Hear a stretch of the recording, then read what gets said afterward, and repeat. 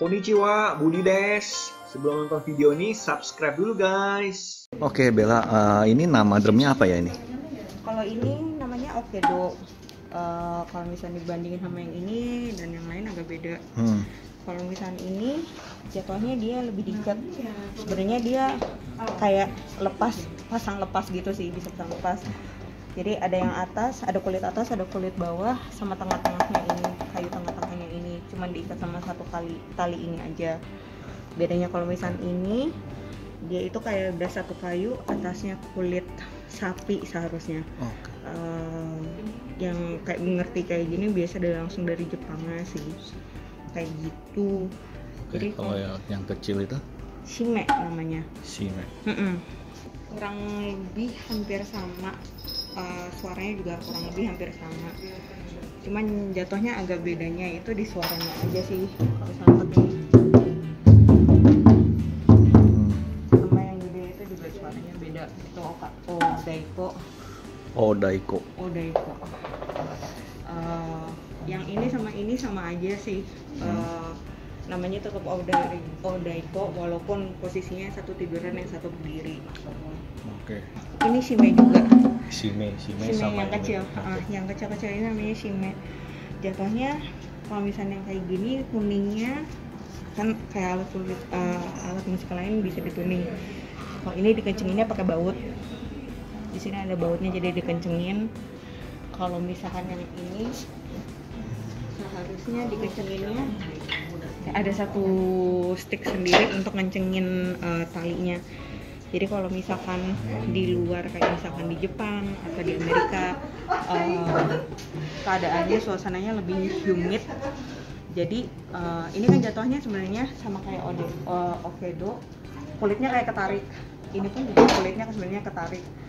Jadi proses pembuatan taiko pun dari kulit sapinya itu kayak di stretch ke bawah supaya kulitnya kencang di atasnya sini, di atas kayunya sini. Jadi ini pun juga sebenarnya kalau ini yang nggak bisa dituning lagi.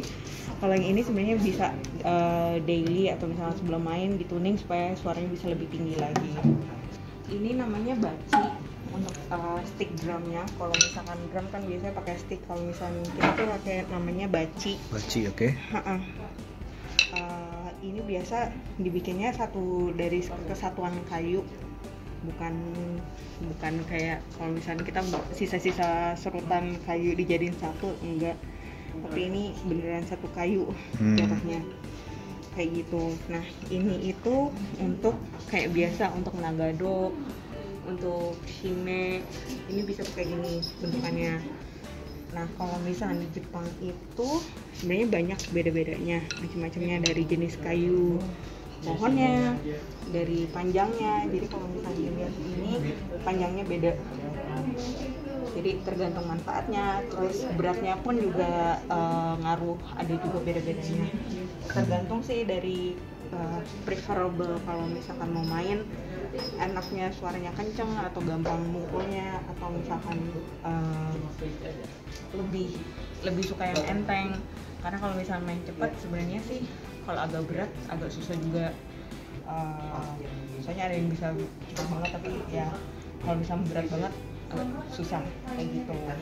Ini untuk nagado sama Okedo, tapi kalau misalnya ini untuk Odaiko. Jadi untuk ukuran dan berat jatuhnya lebih beda sih, kelihatan bedanya kayak gitu. Oke. Jadi ini namanya apa? Capa. Ini namanya capa. Gedenya pun beda-beda. Tadinya ini warnanya emas. Cuman karena kelamaan kepake ya pasti warnanya berubah. Ukurannya ada yang 5 cm, ada yang 6 cm, ada yang 7 cm. Inch. Ukuran Amerika. Ya 5 inch, 6 inch, sama 7 inch. 7 inch itu sebenarnya lebih gede ya, kayak piring. Itu ada satu grup sendiri di Jepang yang pakai itu dan menjual itu. Jadi kalau misalnya ini mukulnya kayak di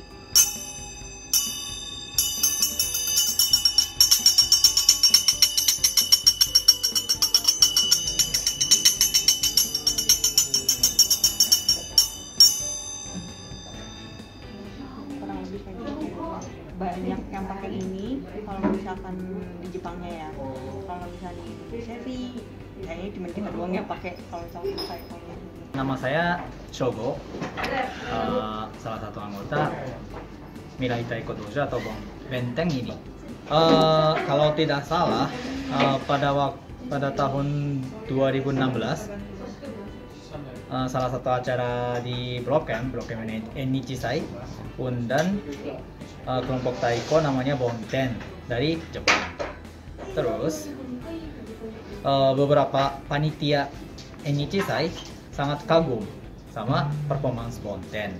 Jadi panitianya minta Bonten mengajar taiko untuk panitia dan orang-orang Indonesia yang berminat seperti begitu. Berarti Bonten asalnya dari Jepang nih. Bonten asalnya dari Jepang ya. Dari kota mana? Di kota mana ya? Kawasaki. Kawasaki kalau tidak salah. Tapi ada banyak cabang di berbagai kota di Jepang. Sogo-san, Sogo-san sendiri sebenarnya asalnya itu dari Jepang kan? Iya benar. Di kota Gifu. Ya. Oke, terus belajar bahasa Indonesia dari mana nih? Kalau belajar bahasa Indonesia di Universitas di Indonesia?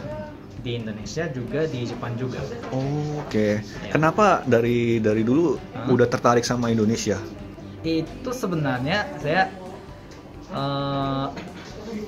tidak terlalu banyak hubungannya dengan Indonesia. Tapi waktu masuk universitas jadi belajar bahasa Indonesia seperti itu sih. Salah satu kelas di universitas saya ada bahasa Indonesia. Oke, berarti udah belajar bahasa Indonesia udah berapa lama nih? 4 tahun. Berapa lama ya? Bisa 20 tahun ada?